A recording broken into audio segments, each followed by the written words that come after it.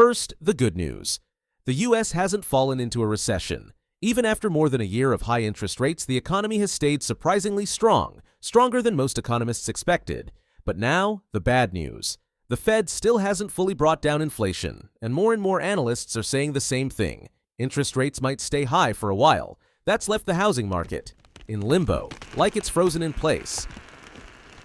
Home prices, they're at record highs.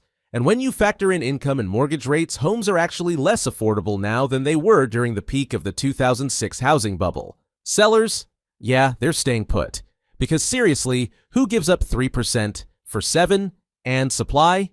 Yeah, still really tight. We're simply not building enough homes, and we haven't been for years. High prices, high rates, not enough homes. That's the trifecta behind today's housing affordability crisis. And in this video, we're breaking down exactly how we got here, what the data actually tells us, how mortgage math often works against buyers, why in this market renting might be the smarter move, and how where you buy matters just as much, if not more, than when you buy. This isn't about vibes or feelings. It's about the numbers and the reality they reveal. Let's get into it.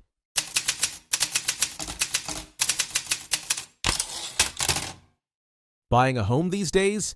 It feels nearly impossible.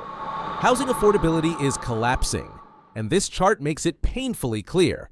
You're looking at home affordability over the past 50 years. See that sharp spike toward the end? Yeah, it's dramatic. And here's the crazy part. Today's affordability level is right down there with the early 1980s. Back then, 30-year fixed mortgage rates were over 14%. That's sky high. Now, rates are around 6.5 to 7%. Still high, but literally half of what they were back then. So why does it feel just as painful, or even worse? It's because affordability isn't just about interest rates. It's about how much house your income can actually buy. When affordability drops, it means your paycheck covers less house. Or maybe no house at all. This chart shows the median home price over time, adjusted for inflation. And as you can see, it's gone way up. Here's the real problem. While home prices have soared, household income hasn't kept up. That growing gap has pushed affordability to historic lows. What we're seeing isn't just a dip, it's a collapse. And it's all made worse by a double squeeze. Mortgage rates have jumped, prices stayed high, and incomes still lagging behind. So, what does that actually look like in real life? Meet Alex, junior developer in Austin, first full-time job, $85,000 a year. He's like any young first-time buyer, worked hard, saved up, and just wants a place to call his own. He finds a $400,000 townhouse. Pretty average, nothing over the top. He puts 5% down, that's $20,000 up front. But that's not the whole story. He also has to cover closing costs, inspection fees, appraisal, and all the paperwork. That's another $10,000 to $13,000, all due at closing. So just to get the keys, he needs over $30,000 in cash up front. Then the monthly bills start rolling in. Mortgage payment on a $380,000 loan at 6.5%, that's about $2,400. Property taxes in Austin, roughly 2% annually, that's another $670 a month. Lock homeowners insurance, around $125. Maintenance costs, you should budget at least $150 to $200.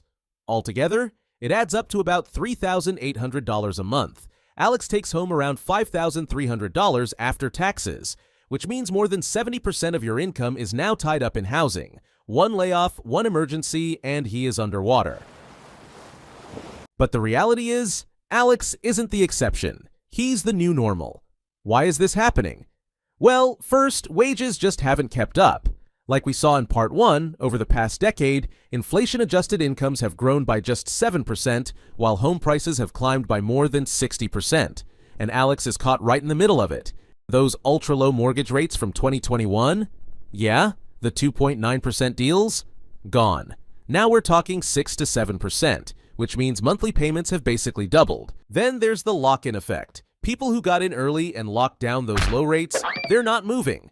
I mean, who wants to trade a 3% mortgage for a 7% mortgage? And the bigger issue, we didn't build enough homes in the first place.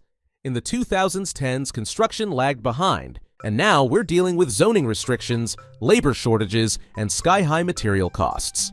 All of that makes it really hard to catch up. This isn't just a tough market. It's the result of a system that's been broken for years.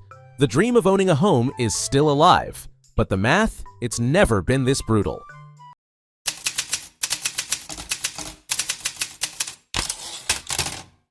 Let's talk about a belief a lot of people have. Owning a home is always better than renting. It sounds responsible, grown up, the smart thing to do. But when you look at the numbers, that idea starts to fall apart. And one of the most common things people say to support that belief? Rent is throwing money away. We've all heard this. The idea is simple. Rent disappears, but a mortgage builds equity. But that assumes you stay in the same home for 30 years and pay it off completely.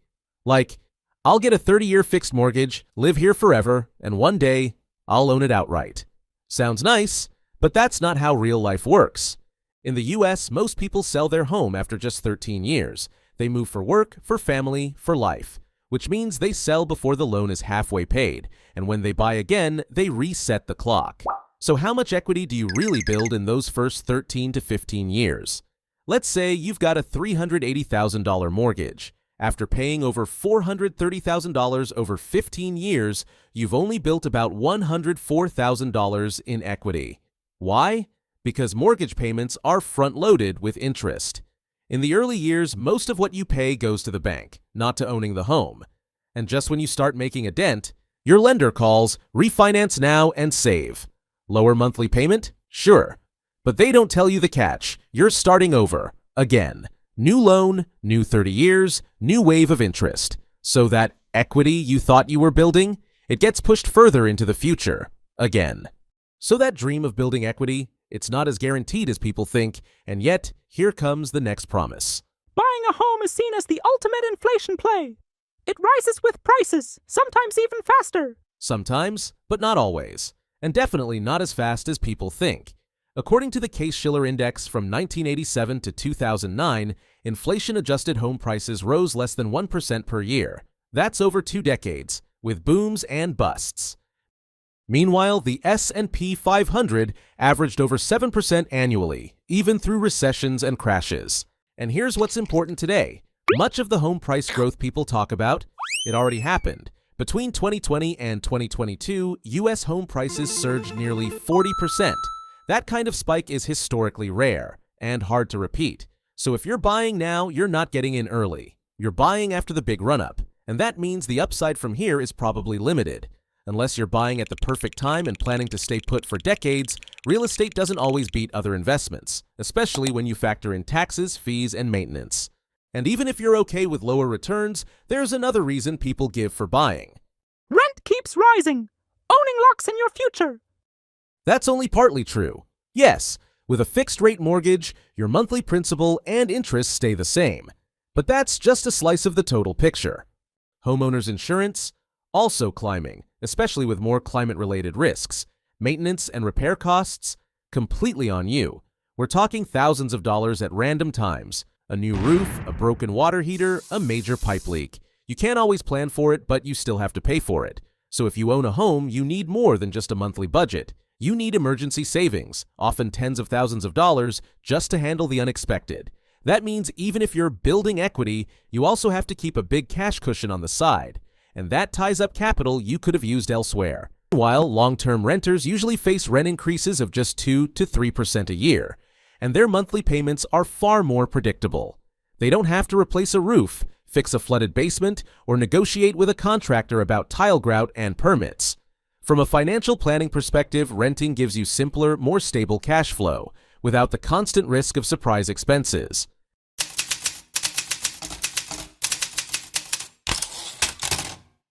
All right, let's be fair here. Buying a home isn't always a mistake, but it's also not always a smart move. There are situations where buying actually makes sense, like if you know you're going to stay in the same place for the next 10 to 15 years. You've locked in a solid mortgage rate and your monthly costs are predictable. And maybe owning a home gives you something important: control, stability, or just the peace of mind of saying, "This is mine. No landlord, no surprises." That's real. That has value. And hey, let's be honest. Not everyone's going to consistently invest the money they save by renting. For a lot of people, a mortgage works like forced savings. You build equity over time, even if you're not watching every dollar. So, no, we're not saying never buy a home. We're just saying buy when it actually fits your life. Not because your parents, your friends, or your timeline says you're supposed to. Because sometimes it's not an investment, it's just debt. With really good PR. But here's something people often miss. Where you buy matters just as much as when. Some cities are booming, like Florida, Texas. Population's up 14% in a single year. Other places, San Francisco, New York, they're seeing people leave. And prices starting to stall. And that really matters. Because the future value of your home, it depends a lot on where you buy it today. So instead of asking, should I buy a home right now? Ask this instead. Where am I buying? And does the math actually work? Because in today's market, where you live can matter even more than when you buy.